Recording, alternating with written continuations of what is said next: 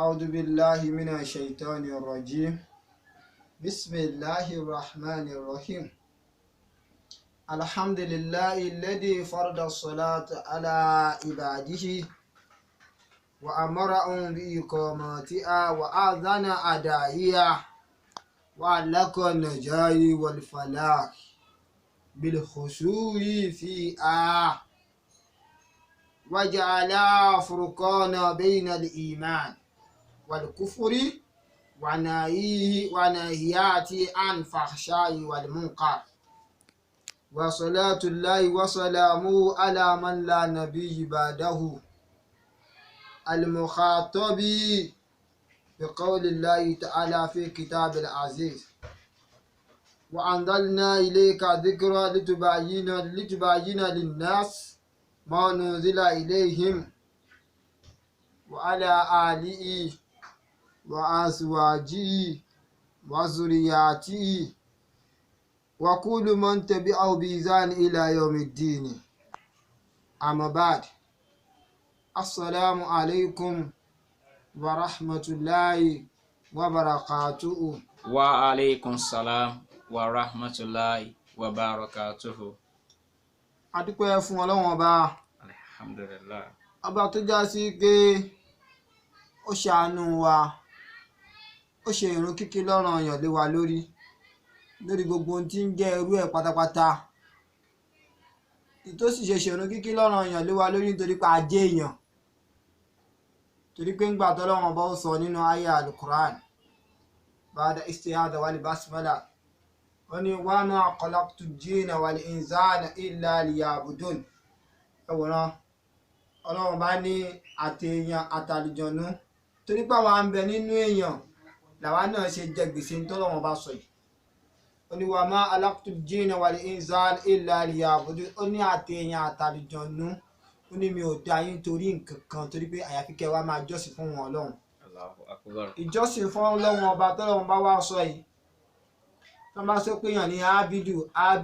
ábídù kí ni wọ́n ń pè ní ábídù náà? Lẹni tí ń sin lọ́hùn,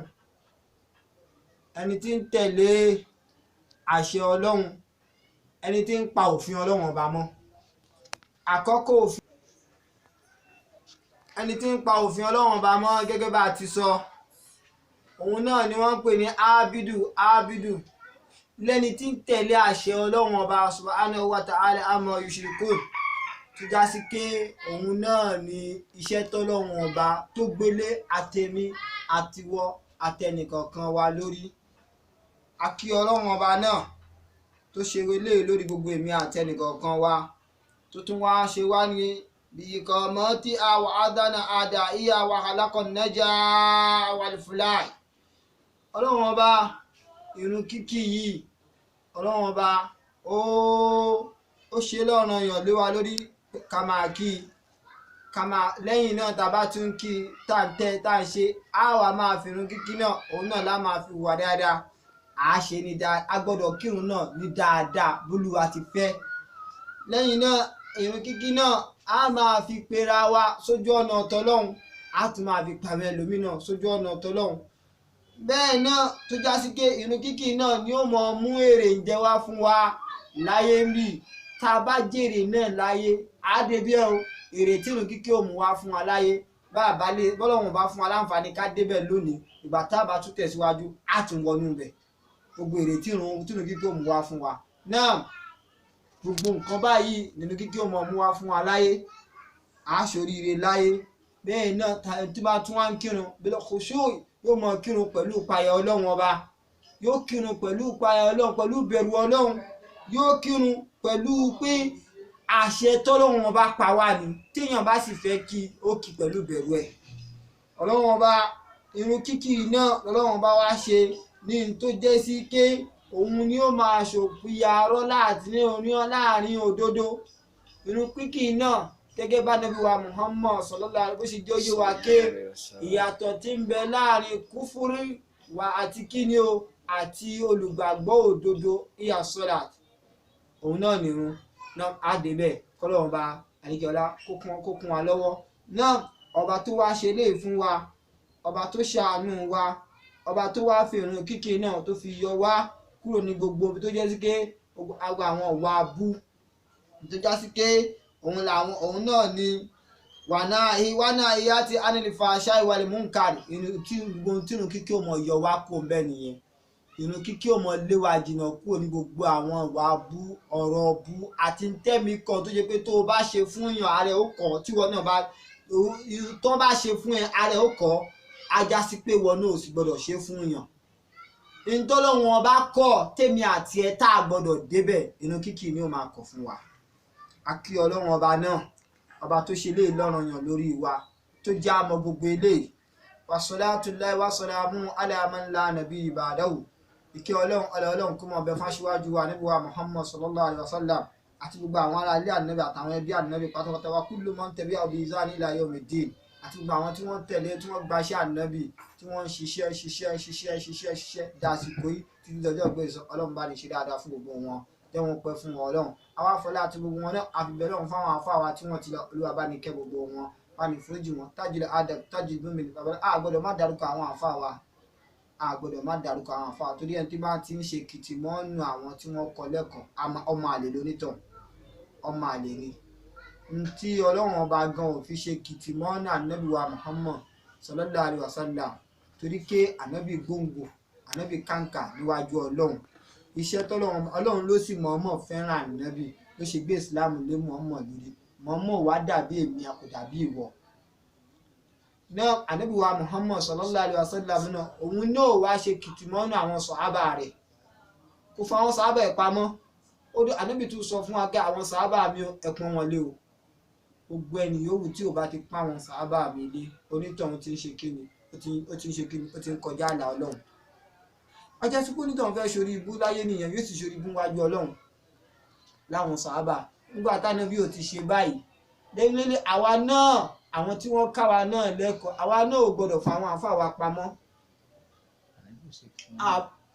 a gbọ́dọ̀ ṣe kìtìmọ́nù wọn ànábì ò tún ṣe kìtìmọ́nù Jibirilu kéèké Jibirilu ló kọ́ Muhammad lẹ́kọ̀ọ́ ikra bismi rabbika alladhi khalaqa ibi tọ́lọ̀ ti fẹ́ ni tó kọ́ Muhammad ọwà lẹ́kọ̀ọ́ nìyẹn Jibirilu ló ń sọ fún ànábì pé ìyẹ́ Muhammad ó yá mọ́ ká ó tiẹ̀ jẹ́ sí pé ó padà wá fi bí izini rabbika sí pẹ̀lú ìyọ̀ǹda ọlọ́run ọba rẹ̀ ànábì sí ìrìkà ọlọ́run ọba àwọn àfáà wa tí wọ́n kọ́ wa lẹ́kọ̀ọ́ Olúwa bá ní ṣe dáadáa fún wọn ọlọ́run bá ní ṣe dáadáa fún wọn ọlọ́run bá ní ṣe dáadáa fún àwọn tí wọ́n ti lọ́nà bá ní kẹ́ wọn Tajul Adab Tajul Mumin ọ̀bọ̀lágbàjì ọ̀bọ̀lámúlẹ̀ gbogbo àwọn tí wọ́n ti lọ Olúwa bá ní kẹ́ wọn lọ àwọn àbá wa náà tí wọ́n ti lọ àwọn àbá wa lọ́tún lọ́tún àwọn àbá wa adimi ìyá òpàràpẹ bàbá Yusuf pàràpẹ bàbá Muraina pàràpẹ gbogbo àwọn àbá tí wọ́n ti lọ tí wọ́n bí wa Olúwa bá ní kẹ́ wọn ọlọ́run àbá wa Abdullahi Asisi ìmọ̀lẹ́ṣẹ́ Olúwa bá ní kẹ́ wọn ọlọ́run bá ní foríjì wọn ọlọ́run àbá àwọn àfa àwọn tó kọ́ àwọn àfa àwọn kan fà bá ní kẹ́ gbogbo wọn ọlọ́run àtúfọwádìí bàbá wa Abdullahi Ahmed Ahmadu ìmọ̀yálé Olúwa bá ní kẹ́ àwọn náà bá ní foríjì wọn bisimilayi kùnúwàlá wallahu ahad Allahu samad lam yalid walam yakun lahu kufuwan ahad àwọn afọlẹ́ àti wọn náà bẹ̀rẹ̀ gbogbo àwọn tí wọ́n ń bẹ láyé pátá gbogbo àwọn àfáwà tí wọ́n wà láyé látòdì bàbá àwọn àlífà àwọn kọ̀lífà tó fi àrùbí tí wọ́n ń bẹ lórí ilẹ̀ pátá ọlọ́run bá ní ṣe dáadáa fún wọn ọlọ́run bá ní ṣe dáadáa fún wọn ẹ̀mí gbọ́n aláfẹ́ bá ní ṣe fún wọn tó fi wá dúró àwọn àfáà abẹ́lámúlùkùn tòní tó fi wá dúró àwọn àfáà tí wọ́n kọ́ wa lẹ́kọ̀ọ́ àbá alájà Abdul Rasheed mọ́kànlélọ́ ọlá ẹ̀mí gbọ́n aláfẹ́ bá ní ṣe fún wọn bá ní ṣe fún wọn tó fi dúró àwọn àfáà wa Shakirulai Adékúnlé Àjàlẹ̀ ẹ̀mí gbọ́n aláfẹ́ àbáde ṣe fún wọn bá ní pẹ̀lú wọn ọlọ́run náà ìjà ogun wọn má já wọn lẹ́yìn wa má sì já wa náà lẹ́yìn wọn láíláí ọlá títóbi ọlọ́run fún wọn lórí àfáà wa ọ̀gá wa tí wọ́n jẹ́ aṣíwájú wa nínú ìgbìmọ̀ Tanbihu Dawat Organization ọlọ́run jẹ́ kẹ́mi yóò gùn fún wa nínú kẹ́mi yóò gùn fún jáde nípa ẹ̀yin àfáà wa ẹ̀yin lọ̀gá wa Olúwa bá ní dúró tì àfáà wa ọ̀gá wa Muhammadu Saidu ìmọ̀lẹ́ṣọ́ ẹ̀mí gbọ́n aláfẹ́ bá ní ṣe fún àwọn afọláàtì náà bẹ̀rẹ̀ fún gbogbo àwa tá a jẹ́ àtìbáwò yín pátá ọlọ́run kó jẹ́ káwa náà rí tọ́lọ́run bá ṣe ọlọ́run kó ṣàánú wa kó rọ mímọ̀ fún wa kó ṣe lẹ́gbẹ̀rẹ̀ àfáà mi Ismailu Ọmọyalé Abu Ahmad Olúwa bá ní Al-Mufti Olúwa bá ní ṣe dáadáa fún wọn ọlọ́run afọláàtì wọn náà bẹ̀rẹ̀ gbogbo àwa tá a jẹ́ mọ́ kí pátá la hawla wala quwwata illa billahi al-azim náà gẹ́gẹ́ bí a ṣe bẹ̀rẹ̀ báyìí kọ́lọ́run kó wọlé àti tóbi ọlọ́run jẹ́ kí a gbọ́ ohun tí a fẹ́ sọ àwa tá a fẹ́ sọ ọlọ́run kó járe sọ dáadáa ọlọ́run kó kún wa lọ́wọ́ àwa tá a gbọ́ náà ọlọ́run járe gbọ́ síbi tó dáa bí a sì ṣoríire látàyè oríire tá a ṣe láyé ń bẹ̀ ọlọ́run má jẹ́ ó jáyé nìkan ká tún ṣe dálé kíámọ̀ lákìlá haúlá wala quwwata illa billah. èyí tá a wá fẹ́ bára wa sọ náà ni fardiyatu salat, òun náà ni ìjẹ́ pàtàkì ọ̀ranyàn ìrun kíkí, the importance of salat. ìjẹ́ ọ̀ranyàn ìjẹ́ pàtàkì ìrun kíkí. bọ́lá wọn bá ṣe mọ́ ṣe ìrun kíkí fún mi àti ẹ, bí ìrun kíkí ṣe jẹ́ ọ̀ranyàn fẹ́mi àti ẹ tó já sí pé tó o bá ti kírun a jẹ́ pé o ti sọ nǹkan nù. tó o bá ti kírun o ti sọ ayé àtàlìkì àmọ́ nù kákúrú ẹ̀lẹ́ sọ. tó o bá ti kírun o ti ṣòfò ayé àti tàlìkì àmọ́, torí pé ọlọ́run ọba ló wulẹ̀ ó ṣe kírun, ọlọ́run ọba ló sọ bẹ́ẹ̀, ọlọ́run ọba sọ bẹ́ẹ̀ ó sì jẹ́ oyé wa bẹ́ẹ̀. ọlọ́run ọba ba'da a'udhu billahi minash shaitanir rajim bismillahir rahmanir rahim ní Al-Qur'ani láwọn kan bọ́ sí. ọlọ́run ọba àlékè ọlá ó ṣàlàyé fún wa ẹni yá ayyuhalladhina amanu la tulhikum amwalukum wala auladukum an dhikrillah wa man yaf'al dhalika fa ulaika humul khasirun. A'udhu billahi minash shaitanir rajim. Bismillahir rahmanir rahim. Ya ayyuhan nasu alladhina amanu la tulhikum amwalukum wala auladukum an dhikrillahi faman yaf'al zalika faulaika humul khasirun. ẹ̀wọ̀n tó lòun ọba ń sọ fún wa ó ní ya ayyuhalladhina amanu, ọlọ́run ní gbogbo ẹni tó gbọ́ ọlọ́run ọba gbọ́ tó gbà pé ọlọ́run ló dá òun. Ya ayyuhalladhina amanu. òun ní í ṣe jẹ fóun, òun ní í ṣe mímu fóun. La tulhikum amwalukum wala auladukum an dhikrillahi. ọlọ́run ní ẹ má jẹ́ ó kó dààmú bá yín, ọlọ́run ní ẹ má jẹ́ kí àádà àjẹ àárí àlò àápùnà àṣe àbí àtẹ̀ wá lùgbèsè ayé wa, ọlọ́run ní ẹ má jẹ́ ó kó àìrójú bá yín. ó wá ní la tulhikum amwalukum, àwọn properties yín, àwọn tẹ́ẹ̀dà láyé, gẹ́gẹ́ bí mi àti ẹ bá a ṣe ń dààmú kiri, gẹ́gẹ́ bí mi àti ẹ bá a ṣe ń fòró kiri, tá à ń lọ sàn kí láá jẹ, kí lọmọ fẹ́ jẹ, kí ni kíní kan fẹ́ jẹ, lágbájá ṣe kíní kan báyìí ló ṣe fẹ́ dé. ọlọ́run ní kíní kò gbọ́dọ̀ kó dààmú bẹ́mi àti ẹ̀. wúra ẹ gbogbo tó ti délé ní. La tulhikum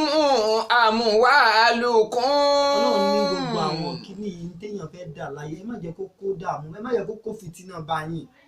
ọlọ́run wá ní wala auladukum, lẹ́yìn tí ẹ bá ti lè bọ́ níbi wala auladukum. ọlọ́run tẹ̀ bá bọ́ níbi àjẹ àmú ó máa problem tẹ́lẹ̀ àmú náà máa ní náà nìyẹn o, lórí orí àdá àjẹ àmú àlò ara ti ẹnìkan. lẹ́yìn náà ìṣòro ẹlẹ́ẹ̀kejì náà lọ́mọ. ọlọ́run ní auladukum, àwọn ọmọ yín, ó lè má jẹ́ ọmọ tó fi inú bíbí ra ẹ̀ fúnra ẹnìkan, ó lè jẹ́ ọmọ tó fi sí ẹ lọ́dọ̀, dandan wàá ronú bí ó ti jẹ. ó lè jẹ́ àwọn ẹbí ẹ, ó lè jẹ́ àwọn tí wọ́n jábúrò fún ẹ, dandan wàá ro bí wọ́n ti gbogbo tó wá ń jẹ́ ìran tó ń ní kápá lé lórí ẹ̀ pátápátá. ọlọ́run ní wọn gbọ́dọ̀ kó dààmú báyìí, wọn gbọ́dọ̀ kó ròjú báyìí, wọn gbọ́dọ̀ kó ìrújú báyìí, débi pé kí ni o. Wa man yaf'al zalika faulaika humul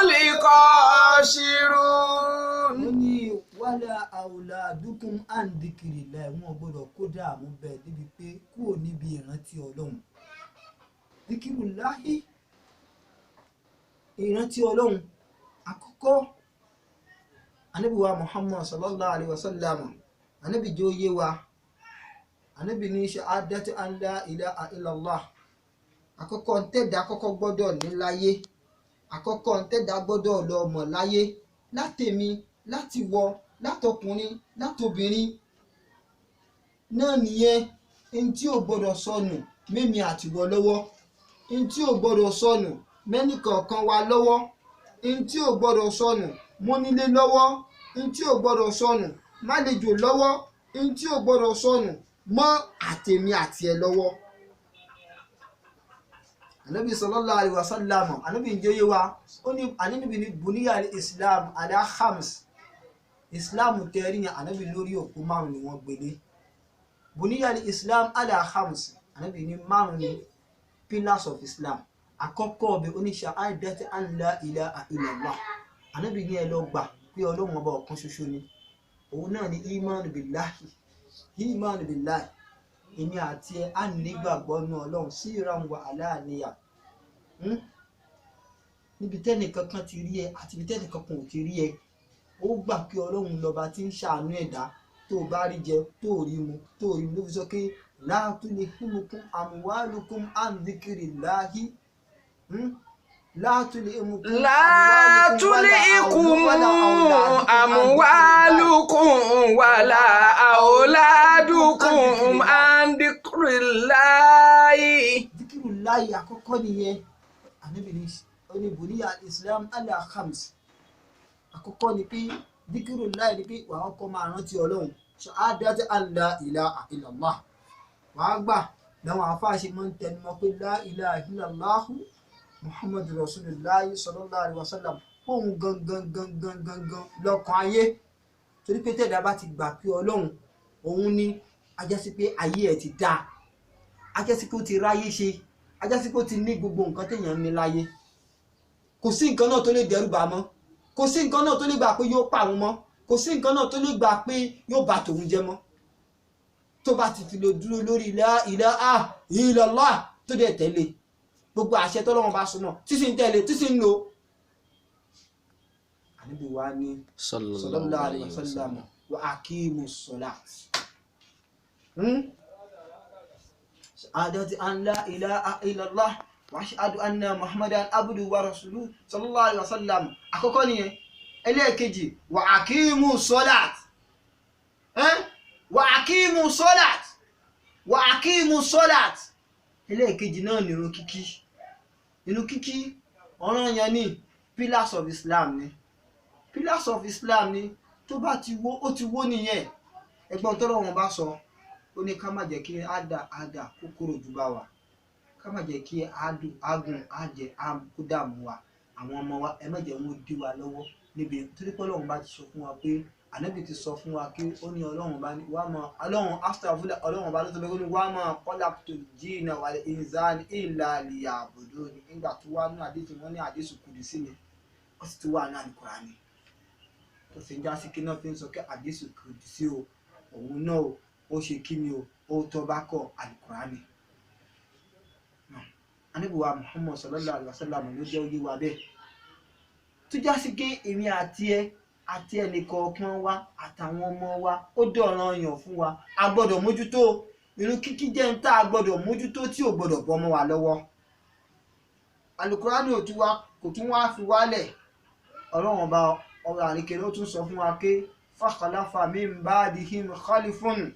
ada'u ssalata wa taba'u shahawat fasawfa yalqawna ghayya illa man taba ọlọ́run bá ní wà á mọ̀nà wà á mìlàn salihan ọlọ́run bá ló sọ bẹ́ẹ̀.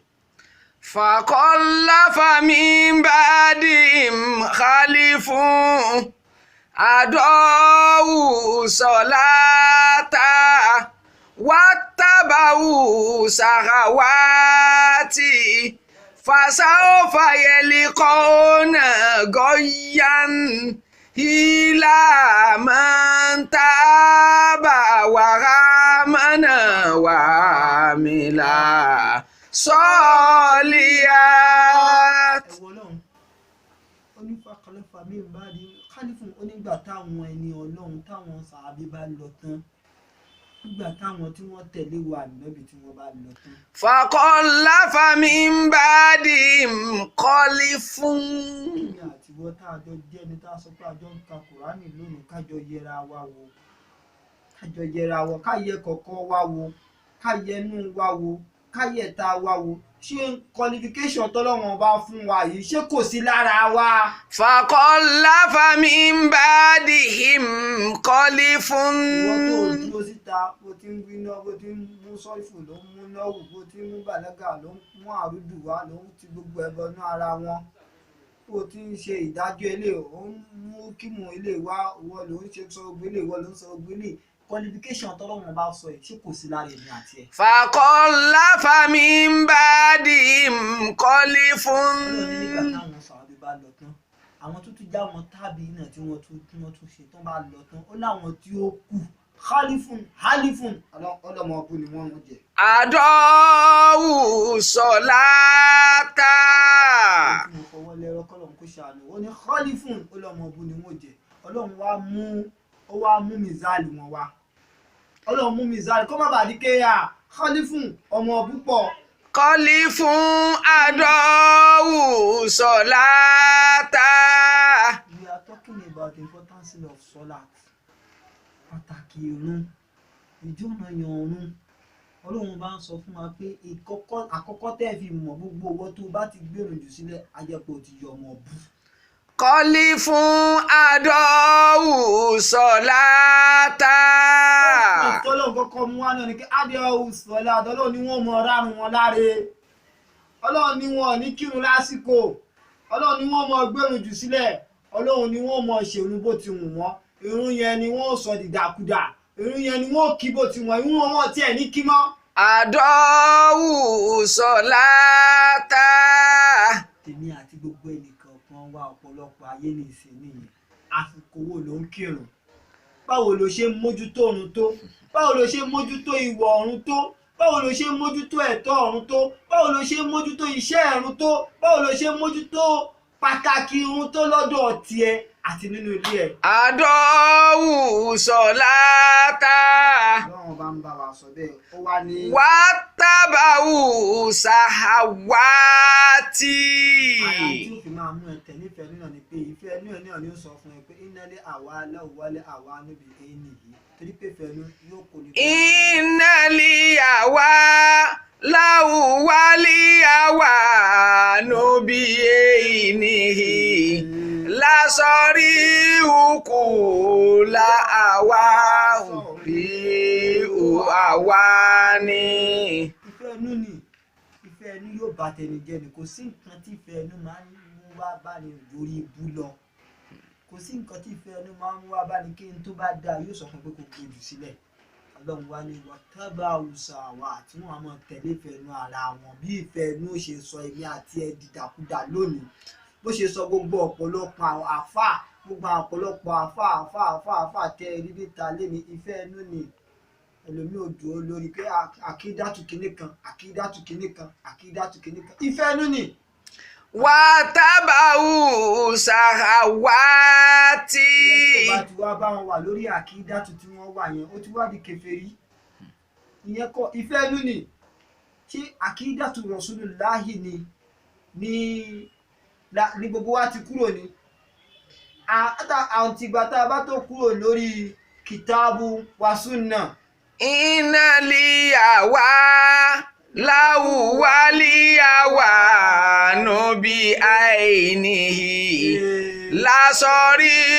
òkú la àwa sọrí àwa ni. ẹnu ni yóò bá tẹni jẹ́ ni ojú tó bá fi ń wo tí wọ́n bá sọ pé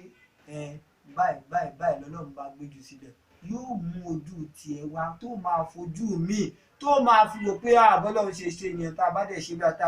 báyìí tó bá dẹ̀ wọ ọ̀nà àánú ló ń gbé ẹ lọ. fàtàbàwù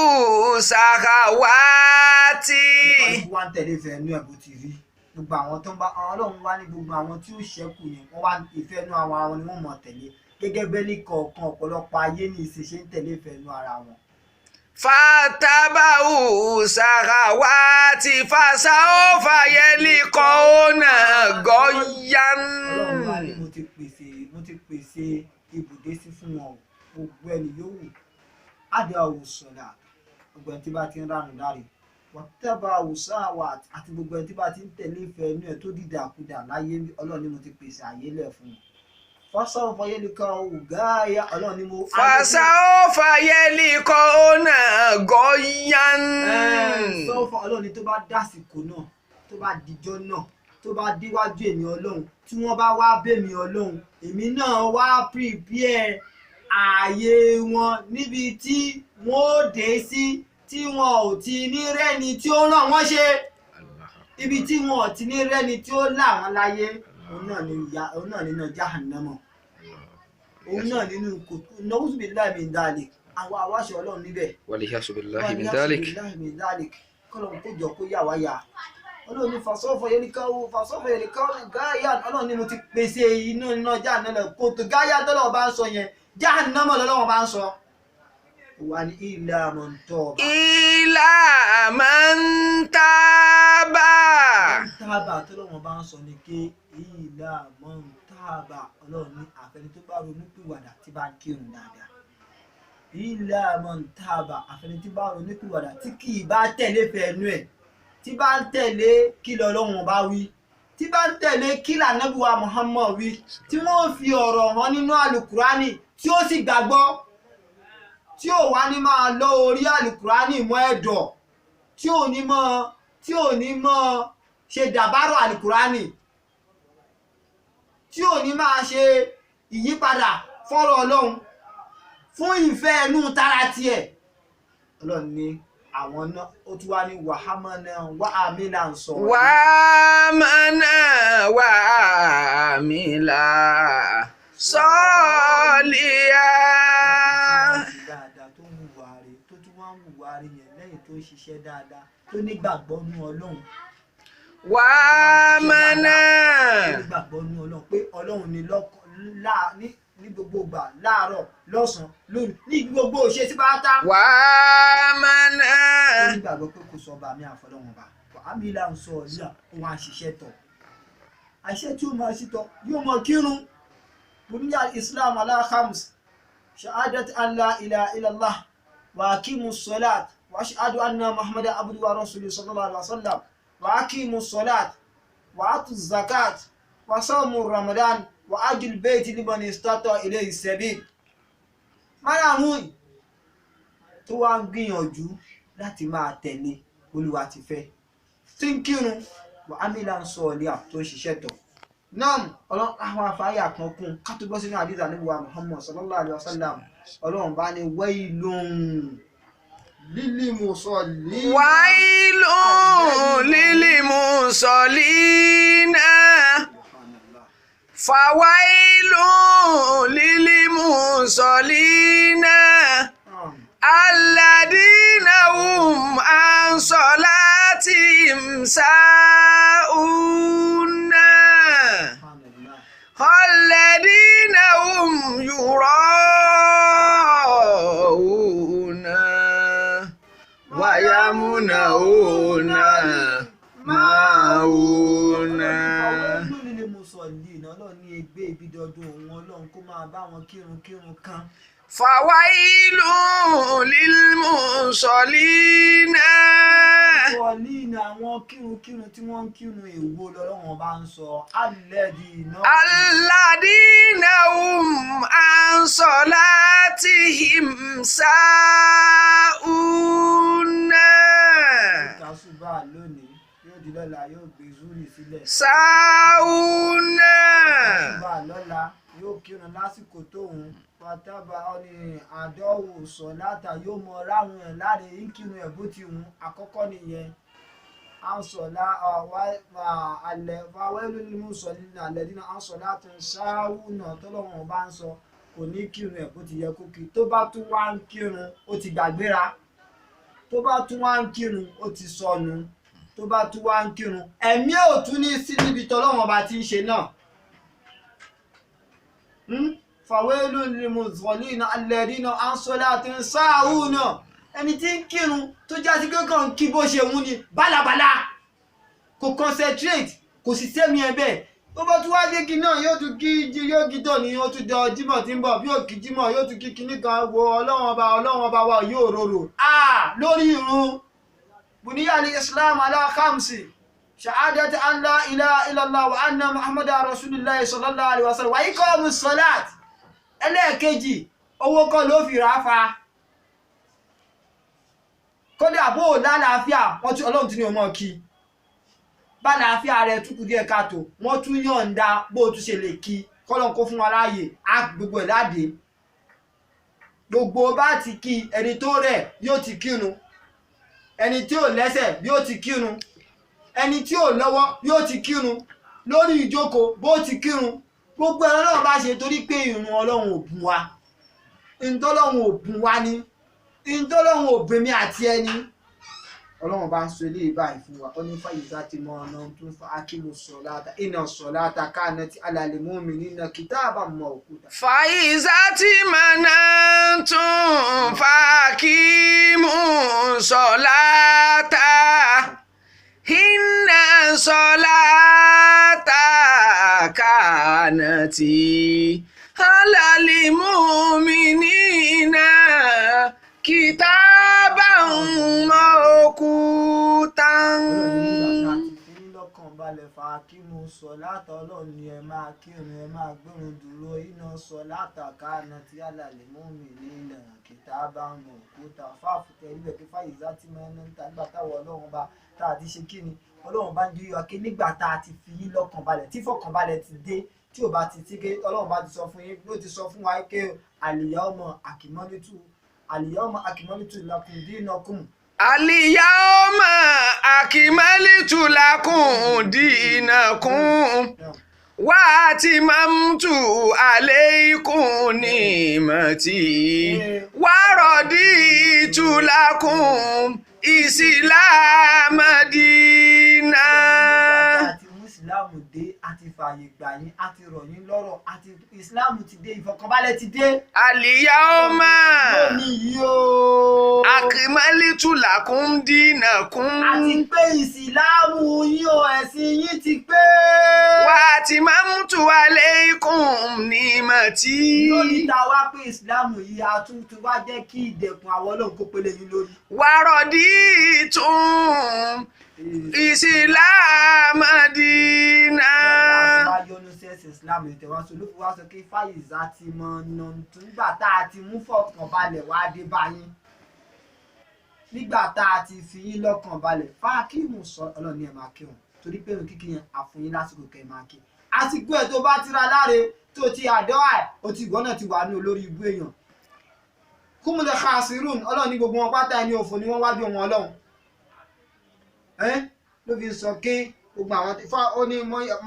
yẹ̀fọ́ alùzálíkà fóòwúlẹ̀ àyíká òmùlẹ̀ khasirun gbogbo àwọn tí wọ́n bá wá ṣe lè pátá. wà á máa ń yẹ fún alìsálíkà fáwùlà àyíká òmùlẹ̀ khasirun. ọlọ́run ní gbogbo ẹni yòówù tó bá ti wá gbèrú jù sílẹ̀ tí ò ṣe tọ́lọ́wọ́n ọba tí ò rí tọ́lọ́wọ́n ọba ṣe rí pé a ṣẹ̀ṣẹ̀ wá lọ parí àyà yẹn lókè tá a parí lẹ́ẹ̀kan.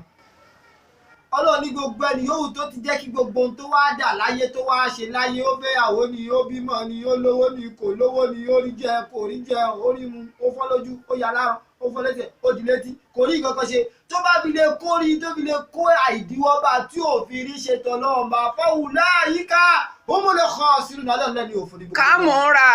ká ṣẹ̀sìn dáadáa ká múra ká ṣẹ̀sìn àní ká múra ká ṣẹ̀sìn dáadáa ká múra ká ṣẹ̀sìn dáadáa ibi àwọn lọ́mọ tó débẹ̀ ká múra ká ṣẹ̀sìn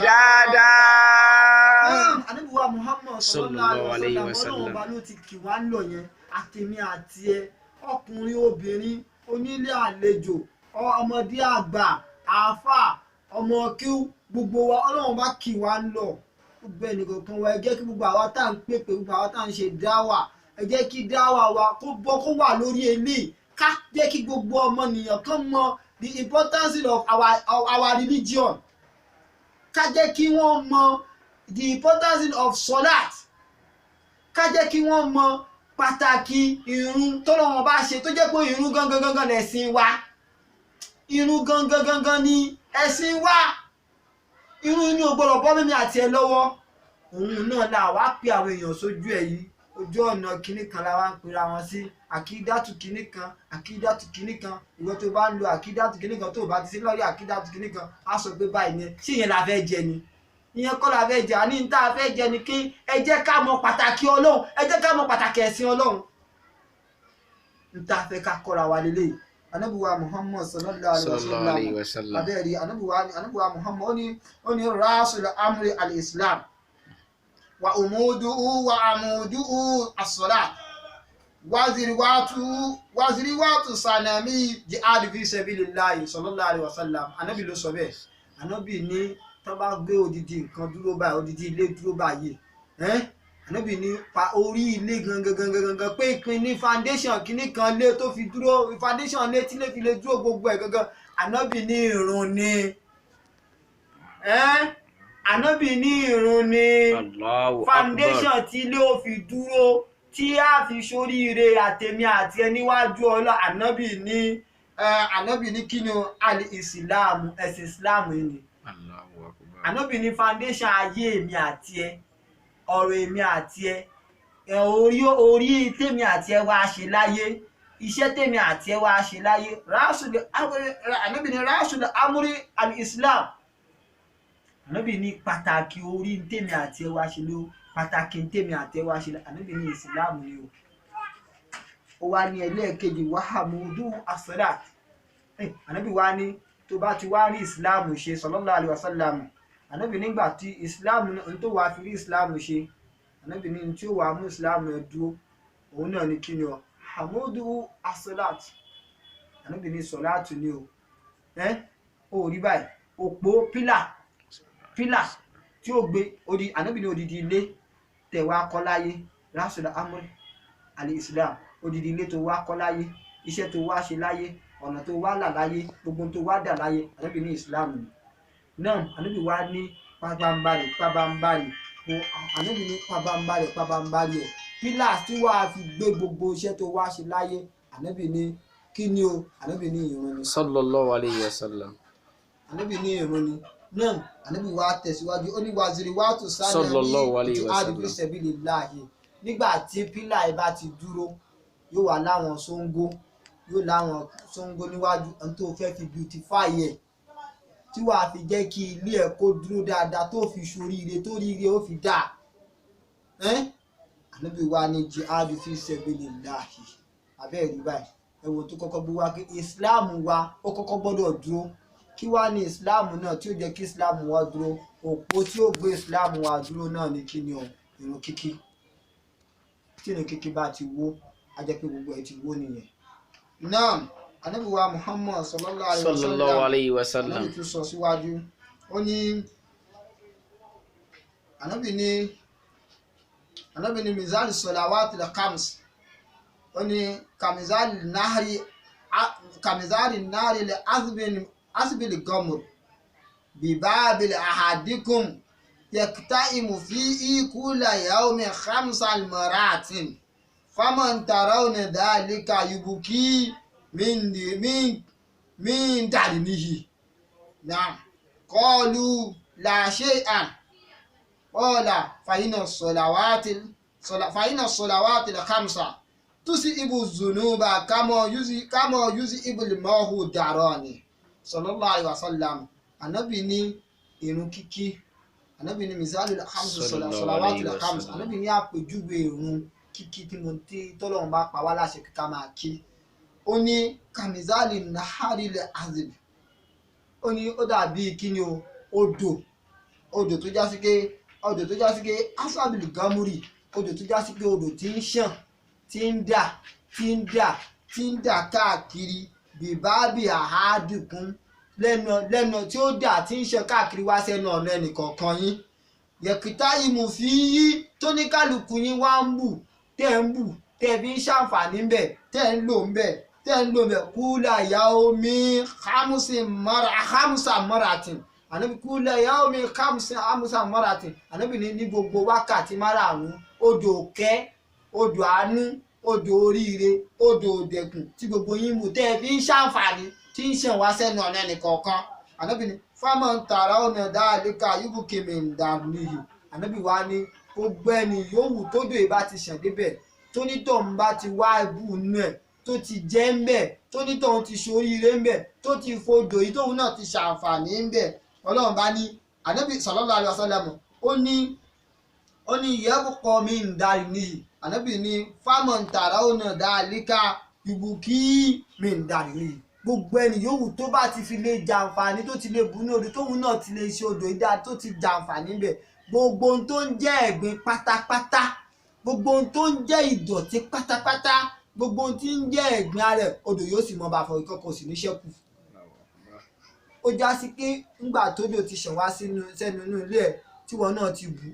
ó fi wẹ̀ ó fi ṣe kíni ó fi kunra ó mú ń bẹ̀ ó fi jẹun ó fi ṣe gbogbo ẹ̀ ló tó o bá ti lè bù ń bẹ̀ tí wọn náà sì ti bù tó o ti lò dáadáa gbogbo tó ń jẹ́ ẹ̀gbin ara ẹ̀ kò sí kankan tí yóò ṣẹ́kù mọ́. àwọn sàbí ìwọ̀n wá ní láṣẹ ìyá ànábì kò sí nǹkan kan náà tí ó jẹ́ kó ṣẹ́kù ni ànábì ní nǹkan tá a wá ń sọ pé kò ní í ṣẹ́kù nínú ẹ̀gbin ní tá a ń sọ pé kò ní í jẹ́ kẹ́gbin yín ara yóò ṣẹ́kù mọ́ òun ní ké fàyínà salawatul khamsa túsì ìbò zunuba kámọ́ yúzi ìbò mọ́hù dárọ̀ ni ànábì ní sallallahu alaihi ìrun wasallam. kíkí ìrun wákàtí márùn tó jẹ́ àwọn ọ̀ranyàn tọ́lọ́run bá ṣe lẹ́tọ̀ọ́ fún wa ànábì wa ní túsì ìbò zunuba ó ní yóò mọ pa àwọn ẹ̀ṣẹ̀ wa rẹ́ yóò mọ mú àwọn ẹ̀ṣẹ̀ wa lọ yóò mọ fọ àwọn ẹ̀ṣẹ̀ wa mọ́ yóò mọ kó gbogbo ohun tí ń jẹ́ àìdá wa àwọn tá a bá ti ṣe yóò mọ bá wa mú lọ kámọ yúsí ibùdó mọ́wùl dára ni gẹ́gẹ́ bí a ṣe máa ń fi omi fọ gbogbo ohun tí ń jẹ́gbin pátápátá gẹ́gẹ́ bá a ṣe ń fọ omi fọ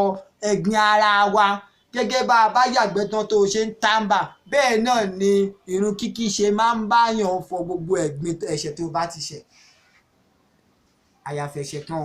bishirikillahi illa bishirikillahi àyàfi pẹ̀lú kíni o iṣẹ́ bọ́ pẹ̀lú ọlọ́run ọba wà òkú kùlìwà àlìdé àti yapa àwọn òbí ẹ̀ méjèèjì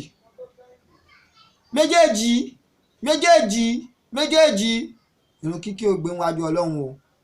tó o bá ti ń kírun méjèèjì náà tún máa ṣe kíni ó tún máa pé méjèèjì náà ànábì wa Muhammad ló ń sọ eléyìí fún wa ànábì wa Muhammad ló ń sọ eléyìí fún wa torí ìjọba àsìkò ká tún wo bí àdìsí bíi méjì kan ká tún fi kún torí kí àsìkò ti lọ táwa náà bá rí àríké ojú ọjọ́ wa ti ń yí padà náà ànábì wa Muhammad sallallahu alaihi wasallam qala Rasulullah sallallahu alaihi wasallam ó ní múrú auladukum bisolati idha balagu sabu'an ànábì wa ní wadribuhum idha balagu ashran wàfúrọ́kù bainahum fílmọ̀dọ̀ jihim ànábì sallallahu alaihi wasallam kẹ́lẹ́ bá mọ̀ pé ìrun pàtàkì ni ọ̀ranyàn ni bó ṣe jọ̀rọ̀ ọ̀yàn fẹ́mi àti ẹ wò ó ní ìsìn ànábì ní ìrun kíkí yẹn tẹ́ fi mọ̀ pé pàtàkì ni ó sọ fún wa pé gbogbo ẹ̀ṣẹ̀ èmi àti ẹ̀ ń fara kẹ́ṣẹ̀ lójoojúmọ́ ó jẹ́ ó yé wa pé ìrun kíkí yẹn yóò mọ̀ fọ gbogbo ẹ̀ṣẹ̀ èmi àti ẹ̀ mọ́ ó jẹ́ ó yé wa pé ìrun kíkí yẹn yóò máa bọ́ èmi àti ẹ kúrò nínú àdánwò tá a wà ànábì inú ìrun kíkí yẹn yóò máa mú èmi àti ẹ kúrò nínú fìtínà tá a wà náà ànábì ó wá sọ fún wa pé àwọn ọmọ wa tó bá ti di pé wọ́n ti iza balagu sabu'an tó bá ti ń pọ́mọ ọdún méje báyìí ànábì ní múru auladukum bisolati iza balagu sabu'an àwọn ọmọ yín ẹ máa mú wọn lọ láti tẹ́ẹ̀tì lọ máa jọ́sìn fọ́nà tó bá ti pọ́ ọmọdún méje ànábì wa ní wàdìríbò ohun ìdá balago àṣírà tó bá ti wá pọ́ ọmọdún mẹ́wàá tó wá fẹ́ máa ya kàndá mọ́ ànábì ní ẹni pankẹ́rẹ́ fún wọn ẹ gbá wọn pankẹ́rẹ́ kẹlé wọn síbi ìtọ́lọ́wọ́n ọba ànábì wa ní wá fúrúkú bẹ ìnáwó fílmọ̀dọ̀ ọ̀jì tó bá ti wá di pé wọ́n ti wá ń dá ẹ ti ń rí pé àwọn ilé wọn ti ṣe kí ẹ wá ya ọkùnrin àti obìnrin ẹ yà wọ́n sọ́tọ̀ níta fẹ́ ló ń bẹ́ẹ̀ ni ìrun kíkí oníbàbá ti ń kọ́ra wa ká ti ṣe kíni ká máa kọ́ àwọn ọmọ wa tí a bá ti ń gbìyànjú ká máa kọ́ àwọn ọmọ wa káfíìrún kíkí káfí kọ́ àwọn ọmọ wa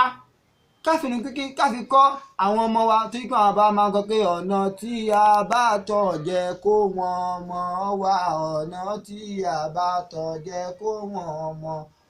ọ̀nà tó ṣùpá àtọ̀ lóhùn ràwọ̀ ọ̀nà tí a bá tọ̀ jẹ́ kó wọn mọ̀ wá. ọ̀nà tí a bá tọ̀ jẹ́ kó wọ́n mọ̀ wá ọ̀nà tí a bá tọ̀ jẹ́ kó wọ́n mọ̀ ọ̀nà tó ṣùpá tọ̀ lóhùn ràwọ̀ ọ̀nà tí a bá tọ̀ jẹ́ kó wọ́n mọ̀ wá. torí pé àwọn bàbá wa tí wọ́n ń kọrin bẹ́ẹ̀ wọ́n rí pọ́nà rẹ̀ làwọn ń tọ̀ gbogbo wọn tó ń tọ ọ̀nà bú o lè kọrú ẹ̀ bàbá tó ń lọ jalè láàrin òru ní ìsìnkú ní mọ́mọ́ ẹ̀ dání àbó olórí ibú ní òmọ́mọ́ ẹ̀ dání àbí yóò mọ kọ́mọ ẹ̀bọ́n tí ń yìnbọn. ọ̀nà tí yóò bá tọ̀ kó mọ̀ wọ́ ọmọ rẹ̀ ọ̀nà tí yóò bá tọ̀ kó mọ̀ wọ́ ọmọ olòṣì mú pàrágà ó tún fi gbòlè ọ̀nà tí yóò bá tọ̀ kó mọ̀ wọ́ ọmọ rẹ̀. ọ̀nà orí ibú ni wọ́n tọ̀ yẹn àwọn bàbá tí wọ́n tọ ọ̀nà oríire tí wọ́n wá jọ́nà oríire yẹn tọ́nà oríire yẹn tó fi ran àwa ẹ̀wọ̀n orin tán kọ àwa náà dẹ̀ ṣoríire látara ẹ̀ ẹ̀wọ̀n orin tán kọ yẹn àdúrà tí wọ́n ṣe yẹn àdúrà yẹn sì ràn wá làwa náà fi ń tọ̀nà àwọn òbí wa la fi ń tọ̀nà àwọn bàbá wa lọ́nà àwọn bàbá wa yóò fi dàrú lọ́nà wọn ò fi dàrú torí pé àwọn lẹni ọlọ́run àfáàkán ní kùlúbùlẹ̀ àwòlíyá làhálù òyòlè wà á rí wàhù tẹ̀tí rúbigẹ́rì ṣáká tàràmọ́ ńlá yàrá olùmúbùsèrò náà wà á rí wàhù tẹ̀tí rúbigẹ́rì ṣáká ìlàlí màmúrì rọ́bìlà àlàmìnà àfáàkán ní àwọn ẹni ọlọ́run wọn bá sọ kékeré kan wọ́n ti ń rí ntẹ̀yìn òrí. àlàyé olùyá láyé lára òyònú tààrọ mọ láyàrá wàlmùbùṣìrù. àwọn afáwà tún gbẹgẹ àlà iná àwọn lè yá láàlì uyún àwọn ẹni ọlọ́run wọ́n ní nínú ọkàn wọn ojú bẹ́ẹ̀ dídí ọkàn wọn tí wọ́n fọkàn wọn ṣe ni la ilaha illallah la ilaha illallah fi kulli yawmin fi kulli yawmin ní gbogbo gbà náà fi ọkàn wọn ṣe la ilaha illallah la ilaha illallah la ilaha lọ́lọ́run ṣe wá mọ̀ ṣojú tí ó mọ̀ ríran ọmọ tó bá wá tẹríba wọn ò mú mọ̀nà ọmọ tó bá kankan nìkan yóò bọ̀ sọ́nà gbó àríwáhù tẹ̀tí olùgẹ̀rì ṣáàkì ìlàlẹ̀ màmú àwọn ni wọ́n wá fi wá mojú ọ̀nà tọ́lọ́run yìí àwọn ni wọ́n náà fi àdúrà tí wọ́n ṣe ló fi ràn wá làwa náà fi ṣoríire ọlọ́run èyí báwa ṣe ṣoríire jáwọn ọmọ wa náà tún ṣoríire bẹ́ẹ̀ náà anábìwá muhammad sallallahu anábì ní khamsu salawati katabahunna Allahu ala ibadi man ata bihinna lam yuda'ihu minhunna shay'an istighfafan bi haqiqihinna kana lahu inda Allahi ahadun sallallahu alaihi wasallam an yadkhula al-jannata wa man lam yati bihinna falaysa lahu inda Allahi ahadun insha'a adabahu wa insha'a ghufira lahu sallallahu alaihi wasallam ànábì kí àtọ́lọ́wọ́ kó máa bá ọ sọ báyìí kí ó ní ìrun wákàtí márààrún tẹ́ẹ̀rí tọ́lọ́wọ́n bá ṣe fún wa lọ́ranyàn tó já sí pé pàtàkì ní nínú ayé mi àti ẹ tí ò gbọdọ̀ sọnù tí ò gbọdọ̀ bọ́ ànábì lọ́lọ́wọ́n bá ṣe kátàbà una ala ìbàdí ọlọ́run bá ṣe lé ọ̀ranyàn kátàbà una ala ìbàdí ọlọ́run ṣe lọ́ranyàn lórí gbogbo àwa irú ẹ̀ pátápátá ni gbogbo ìsìnà gbogbo ẹrú tó dá pátá ọlọ́run bá ṣe lọ́ranyàn ànábì wa ni mọ́ni gbogbo ẹni yóò tó bá wá mọ́ni àtàbí iná lámúyúdọ̀ ihò mi ni òun náà ṣe àdì ẹni tí ò bá wá istikfafan tí ò rá kankan láre tó dúró tó gbé bóyá kò fàsìkò kankan láre nínú gbogbo orun yìí tó ń kí lásìkò zuri lásìkò subi lásìkò mọ́gìrì lásìkò tó bá jẹ́ pé yóò ní ìdíwọ́ kan yóò jẹ́ pé ìdíwọ́ kan nínú tọ́lọ́wọ́n ọba àtànábì wá kalẹ̀ pé ó lè dì ní lọ́wọ́ tí ò rà láre tí ò sọ pé wo nígbà máa ṣe tèmi bá ti wù mí jàre ẹ wo tí ò ṣe kí ni adé ọ̀wùsọ̀ látọwà tábà ọ̀wùsà wà tí ò sì tẹ̀lé fẹ́nu ẹ̀ tó ń kírun bólúwa ti fẹ́ tó ń ṣe bọ́lọ́wọ́n bá ti fẹ́ ó ní kánà láwù ìndà láyà àádùn ọlọ́run ànábì lọ́lọ́run bá ti pèsè àdéhùn lẹ́kùn pé à ń yẹ̀dẹ̀ kó lálùjá nígbà pọ́lọ́run bó fi kó sínú àlùjá náà pọ́lọ́wọ́ bó fonítọ̀ wọn náà àlùjànnà wàá mọ̀ lámìyá àti ibì iná fálẹ́ǹsà láwù ìndà láàyè áàdù gbogbo ẹni yòówù tó bá ti wá rárun láre tí ò kírun bó ti yẹ kó kí tí ò dẹ̀ ṣe tọ́lọ́wọ́n bó ti yẹ kó ṣe tó gbé tọ́lọ́wọ́n ọba jù sílẹ̀ tí ò mọ̀ pé ìrun kíkí iṣẹ́ tèmi àti ẹ wá ṣe láyé ni tí ó gbà pé priority èmi àti ẹ láyé ni pé iṣẹ́ tá a wá ṣe láyé gangan òun ni irun ìta wá ṣe láyé gbogbo à ń lọ sọ́fíìsì yẹn bó orí jẹ bóhun ẹ̀ kó orí jẹ bóhun ẹ̀ kó mọ́rí jẹ kò kan lọ́hùn bóhun ẹ̀ kó orí mu bóhun ẹ̀ kó mọ́rí mu kò kan lọ́hùn kóhun ẹ̀ kó ké gbogbo àfáà bàbá kan ní wọ́n kọ́ wa lẹ́kọ̀ọ́ kan pé wọ́n ní ọlọ́run jẹ́ kí n rántí ọ̀rọ̀ tí bàbá wa yẹn sọ kọ́lọ́run jẹ́ kí n rántí ọ̀rọ̀ wọn ká kí n tó ṣe tán gbogbo téèyàn bá wá dà láyé pátápátá tí irun bá ti yọ kúrò ń bẹ̀ gbogbo ẹ̀ pátá fàkọ̀dé bàtọ̀là gbogbo ẹ̀ pátá ó ti bàjẹ́ tí ò bá ti sí irun ń bẹ̀ ní tí kí ni ànábì wa ní torí pé kí ni o fálẹ̀ ìzàláwò ìndàláyé àádùn ìṣáhà tolúwa bá fẹ́ o àdàbà o ọlọ́run fi yà jẹ wá ìṣáhà gúfúrà aláwọ̀ tọ́lọ́run bá sì fẹ́ ọlọ́run lè foríjì náà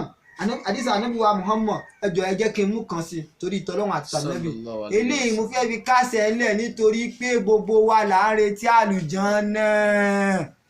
gbogbo wa là ń retí tó bá ní ọmọ àtàwọn bá ní ọmọ àlùjánnà gbogbo wa lánàá ṣàṣìṣẹ́ wà sí ya ṣàṣìṣẹ́ àló ya tó bá ní ọmọ àlùjánnà gbogbo alábàáwọ̀ ǹjẹ́mi àti ẹ̀ ṣáàrin náà ṣáàwà ní bèbí ẹ̀ ṣáàrin ní ẹ̀ Ànábì wa Muhammad sallallahu alaihi wasallam Ànábì wa kọ́ ó ní inna awwala ma yu'adhabu bi abdu yawmal qiyamati min amalihi salatuhu fa'in salati faqad aflaha wa anja'a wa in fasadati faqad khaba wa khasira abẹ́rí wọ́n ṣe ọlọ́run ọba orí jẹ́ káfí ilé ìkẹyìn tó já sí kí gbogbo wa là ń ṣe kí ni òun la fẹ́ gèrè àlùjánnà ànábì wa ní ìkẹ́ ọlọ́run àtọ̀lọ́ ọlọ́run kó mọ bá nàbí wa Muhammad sallallahu alaihi wasallam ànábì ní inna awwala ma yu'adhabu bihi abdu yawmal qiyamati min amalihi as-salatuhu fa in salati faqad aflaha wa anjaha ànábì ní gbogbo ẹni yóò wò pátápátá gbogbo àtẹ̀mí àti àtẹnìkọ̀ọ̀kan wa ànábì ní tó bá dijọ́ gbèdé àlèkìámọ̀ àkọ́kọ́ olórí iṣẹ́ àkọ́kọ́ tọ́lọ́run bó kọ́kọ́ tú ò tọ́lọ́run bá fẹ́ túṣẹ́ wa wò níjọ́ gbèdé àlèkìámọ̀ iṣẹ́ àkọ́kọ́ tọ́lọ́run bó kọ́kọ́ tú ò tó bá fẹ́ túṣẹ́ wa wò níjọ́ gbèdé àlèkìámọ̀ àtẹ̀mí àtiwọ́ àtọkùnrin àtobìnrin àtolówó àti kìnìkan àti president àti gómìnà àti mínísítà àti kọmíṣánná kìnìkan bó ti wulẹ̀ kó tó láyé kódà kó jẹ́ àbáṣádọ̀ gbogbo ayé ntọ́lọ́wọ́n bó kọ́kọ́ túwò tó bá dijọ́ gbọdọ̀ àlèkíámọ̀ ànábì wa Muhammad sallallahu alaihi wasallam ànábì ní as-salatu ìrun ẹ̀ ní ìrun ọmọnìyàn ní ìrun ẹ̀ ní ànábì wa ní fa in salati faqad aflaha wa anjaha tí irun náà bá ti wá dà sáà bá ti wòrún ẹ irun ní òun ni ó la ẹ̀mí àti ẹ̀ ànábì ní fàkọ̀dé wọn ní sọ́là àti tí irun bá ti dà fàkọ̀dé àfùláhà wà àjà ànábì ní onítọ̀hún ti ṣe kí ni ó ti là ó sì tún ti jèrè onítọ̀hún ti jèrè ó tún ti là onítọ̀hún ti là ó tún ti ṣoríire torí pé Ọlọ́run ó fi sínú àlùjánnà ló sọ yìí kí ló fi sọ fún alẹ́ kan ké àdéhùn kan tọ́lọ́run bá ṣe indallahi àádùn àyẹ̀dẹ̀kọ́lẹ̀ àlùjánnà ẹni tó ń bẹ fún nítọ̀hún o náà ni àdéhùn tọ́lọ́run bá ṣe é lẹ̀ fún ni pé ó kí ni o àyẹ̀dẹ̀kọ́lẹ̀ àlùjánnà kó lóhun Ọlọ́run bá ṣe kí ni àyẹ̀dẹ̀kọ́lẹ̀ àlùjánnà Ọlọ́run fi kó sínú àlùjánnà èmi àti làwọn retí àlùjánnà yìí àwọn àní àwa ànábì wa sọ fún wa pé inna awwala ma yu'adhabu bihi abdihi yawmal qiyamati min amali as-salatu iṣẹ́ tọ́lọ́run bọ́ kọ́kọ́ túwò mímí àti ẹ̀ òun náà ní ìrun ọ̀hún wò láṣẹ wá kí àníbi wá ní fáyìn sọ́là àti àkọ́dé àfúlá àwàǹjà tí ìrun ẹ̀ bá ti dá èmi àti ẹ̀ tí ìrun èmi bá ti dá tí ìrun ẹ̀ bá ti dá tíṣẹ́ ẹ̀ bá ti dá èmi àti ẹ̀ àti ṣe gíní àti jèrè àti ti là àti là níbi ìyá ọjọ́ ìgbéra kíámọ̀ àti là níbi oòrùn tí ó wálẹ̀ àti là níbi tó jẹ́ sí pé ọjọ́ tó lọ́wọ́ bá ti sọ pé àlìyọ́ mọ̀ ọjọ́ tó lọ́wọ́ bá ti sọ fún wa pé wà tùkálì múnà ìdí wọn tẹ̀sí àjùlù bọ́n kárí yẹ̀kìsìbù náà ọjọ́ tó lọ́wọ́ bá ti sọ pé náà tí mo aláàfù wá hí ọjọ́ tó lọ́wọ́ fi padlọ́ọ̀kì mú ẹnu pa tí irun tiẹ̀ bá ti dáa ìwọ ti làbí gbogbo àdánwò eléyìí. Masalakokum fi sakaro kọlu lamunaku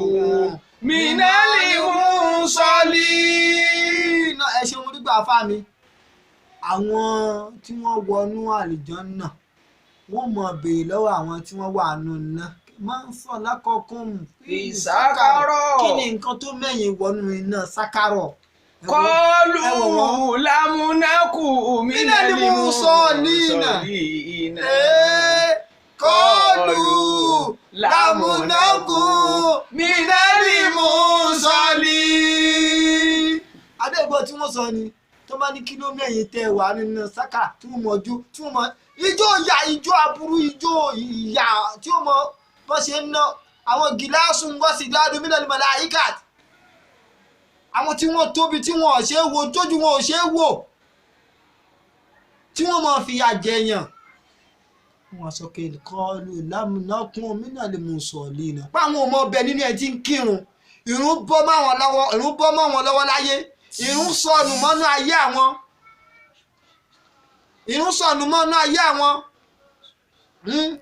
wọ́n máa sọ bẹ́ẹ̀ Ọlọ́run kó wá jọ kó ṣàánú èmi àti ẹ Ọlọ́run kó jọ kó là wá Ọlọ́run kó jọ kó foríjì wá gbogbo bí tá a bá ti ṣe yìí Ọlọ́run gbogbo bí tá a bá ti sọ tírun wá tó ti ní ààyè lẹ́yìn wá sẹ́yìn kọ́lọ́run kó bá wa dì í ètò wá kù yìí kọ́lọ́run kó jọ tá a lónú ìṣẹ̀mí ya kọ́lọ́run fún wa lágbára àti okun àtẹ̀mí tá a fi lè kírun náà gẹ́gẹ́ bọ́lọ́run àti tànàbá níbi wa ṣe ṣàlàyé fún wa sallallahu alaihi wasallam. Ẹ wo eléyìí orin tí wọ́n ní àbá orin bàbá tó fẹ́ lọ́gẹ́ wọ́n ní mọ́ yùkọ́lù abudi liman lam takun muriba àyínà mọ́ yùkọ́lù làolímọ̀ kúńtà mùsùlùmí. Ọlọ́run bọ́ kí olówó oníkíní kan àbúwọ̀ làáfà tó kọ́ gbogbo kíní kan ní kí o tó mọ kíní kan Ọlọ́run ò ní bí ẹ léèrè gbogbo oyún Ọlọ́run ò ní bí ẹ àyínà mọ́ yùkọ́lù làolímọ̀ kúńtà mùsùlùmí. Ọlọ́run bí ẹ pé kí ló dé tí irun ṣe bọ́ mọ́ lọ́wọ́ Ọlọ́run bí ẹ pé kí ló tó ṣe déwájú òun Ọlọ́run lẹ́lẹ́ṣẹ̀ kí ló tó ṣe déwájú Ọlọ́run pò ń tó àwọn èèyàn jẹ kí ló tó ṣe déwájú Ọlọ́run pò sọ pé tẹ́ ẹ bá ti bọ́ sójú ọ̀nà tiwa ẹ̀ ní wà àlùjánnà kí ló kan Ọlọ́run pẹ̀lú yún ṣé wọ́n là nábì ni àbí wọ́n là lùkùránì ni. Nígbà tí alùkùránì kì í ṣọ̀rọ̀ bàbá àtẹ̀mí kì í ṣọ̀rọ̀ bàbá àtiẹ̀ kì í ṣe tẹnìkọ̀ọ̀kan wa ìrun tó wá ṣe pàtàkì tó jẹ́ ké rasul umuri yìí tó jẹ́ ké ìmọ̀ọ́dún ìsìláàmù yìí òun náà ni àsọ̀rọ̀ àlànàbì pé fún wa. Ànábì ní òpó ìsìláàmù tó gbé pílà tó gbé ìsìláàmù dé asọ́lá àti irun ó ní wa ń sọ́lá àti fakọ́dí afúlá àwọn àǹjá ẹni tó bá ti lè kírun náà dáadáa onítọ̀hún ti ṣoríire ó ti là àyìn fásọdá àti fakọ́dí káàbà wà kọ́sìrọ̀ ẹni tó bá sì ti gbérun náà jí lọ onítọ̀hún ti ṣòfò ó ti pasán onítọ̀hún ti ṣòfò ó ti pasán. Kí ní ló jẹ́ kí gbogbo àtẹ̀mí àti ìwà àtẹ̀lé ká máa propagate káàkiri gbogbo ayé gbogbo àwa tá a já fa kó ní kálukú mọ importance of our Islam ká mọ àwọn division kọ̀ọ̀kan nínú òpó Islam yìí tó ṣe márààrún yìí òun ló yẹ ká máa ṣàlàyé kẹ́ni kọ̀ọ̀kan wa ká lọ gbájúmọ́ àwọn máa sọ pé kẹ́nìkan wá di ara wa ká wá di ara wa ṣá ara wa la ànábì pé kẹ́ wá di ara mi náà àbánábì pé pèpè sójú ọ̀nà tọ́lọ́hún ìjà pèpè sójú ọ̀nà tọ́lọ́hún ojú ọ̀nà tọ́lọ́hún tá a bá pèpè sí láàbì sóríire láyà tàlẹ́kẹ́ ọlọ́jẹ́ kẹ́nìkọ̀ọ̀kan wa ká sóríire o ìta aṣọ lé ní Ọlọ́run mọ́ṣẹ́ láburú fún wa o ìta aṣọ lé ní mọ́ṣẹ́ láṣọ kẹ́yìn fún wa Ọlọ́run kọ́lọ́run kó jọ kó forí jì èmi tí mò ń sọ èmi náà ẹlẹ́ṣẹ̀ lèmi náà èmi náà ti láàyè nínú irun sẹ́yìn láìmọye ó já sí pé kò sẹ́ni tọ́rọ̀ Ọlọ́run ọba ò ní bá gbogbo ibi tẹ́nìkọ̀ọ̀kan àtèmi àtiwọ́ tá a ti wá láàyè Ọlọ́run kó tún wá ṣe mẹ́ kó tún wá ṣe o kó tún wá ṣe tá a lò nínú ìṣẹ̀mí ayé wa Ọlọ́run jẹ́ àfi kírítọ̀ Ọlọ́run bá ṣe káfí rúnrún kí dáadáa káfí déwájú Ọlọ́run dáadáa la hawla wala quwwata illa billahil azim. Àwọn àfáà wa Ọlọ́run bá ní ṣe dáadáa fún wọn gbogbo àwọn ẹni Ọlọ́run tó ti lọ bá ní ṣe dáadáa fún wọn bá ní ṣe dáadáa fún wọn bá ní ṣe dáadáa fún wọn bá ní ṣe dáadáa fún wọn àwọn àfáà wa balamlegun tòní àti gbogbo àwọn àgbàlagbà gbogbo àwọn àdífà àdífà tó fún lórí bàbá àfáà tí wọ́n kọ́ alẹ́kọ̀ọ́ àbá Alhaji Abdulrasheed má kọjá ẹ̀mí kan láfẹ́ bá ní ṣe fún wọn lọ́hùn bàbá wa àgbà tí wọ́n jẹ́ bàbá gbogbo wa bàbá wa Alhaji Abdul-Lateef mọ́kànjọ́lẹ̀ ẹ̀mí gan láfẹ́ bá ní ṣe fún wọn lọ́hùn báyìí kanjú pa bàbá wa tẹ́kẹ̀ mi bàbá ogun fún wa àfọwádìrí àfáà ọ̀gá àbáwa àfàṣẹkiri láì Adékúnlé Àjàní ẹ̀mí gan láfẹ́ bá ní ṣe fún wọn lọ́hùn àfọwádìrí gbẹ̀yìn àfáà mi náà pátá àti ọ̀gá wa tó jẹ́ ọ̀gá wa láàyè àfáà Muhammadu Saidi ìmọ̀lẹ́ṣẹ́ ẹ̀mí gan láfẹ́ bá ní ṣe fún àwọn òbí tó bí wa ẹ̀mí gan àwọn tó mẹ́láyé ni wọ́n jẹ́ kán pẹ́ fún wọn náà lọ́kàn pẹ́ fún wọn mọ́kànjú pa wọn àwọn tó ti lọ Olúwa bá ní kẹ́ wọn Olúwa bá ní fojú wọn bí akila haula wala quwwata illa billahi al-aliyyil azim bí akila haula wala quwwata illa billahi al-aliyyil azim bí akila haula wala quwwata illa billahi al-aliyyil azim. Assalamu alaikum wa rahmatullahi wa barakatuhu. Ma salam.